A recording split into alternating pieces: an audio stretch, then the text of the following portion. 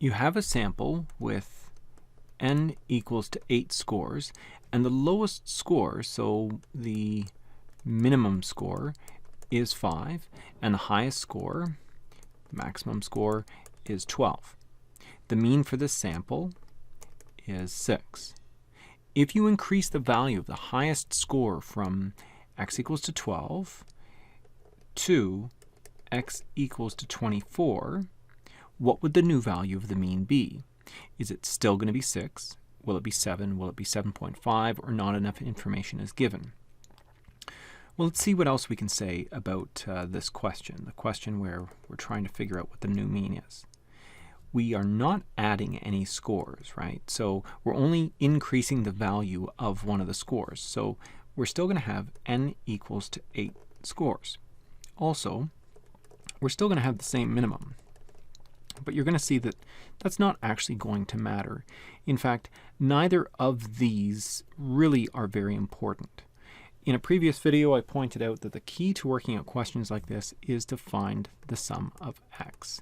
So if we're being asked for a new mean, let's have a look at the sum of x for our original scores and for our new scores.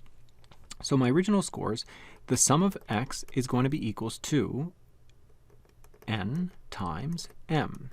Once again, this has been worked out by taking your equation for the sample mean and rearranging it so that we solve for the sum of x. That happens by multiplying both sides by n. These cancel, and I'm left with the sum of x equals to n times m. So let's see. N is 8 for my first group, my original set of data. N is 8 times m, which is 6. 8 times 6 is what? Sorry, just having a brain freeze. That's 48. Okay, so we know that our original total is 48.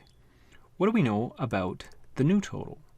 Well, we know that we took one of the scores and we took it from 12 up to 24. We added 12 to one of the scores. That's going to affect the total. If this 48 includes all of our scores and one of those scores is now 12 higher, this is going to become 60. So we didn't really need to know the 5, and we didn't really need to know the 12. We didn't even need to know them over here either. All that we care about is that we've added a total of 12 to one of the scores. We now have what we need to figure out the new mean.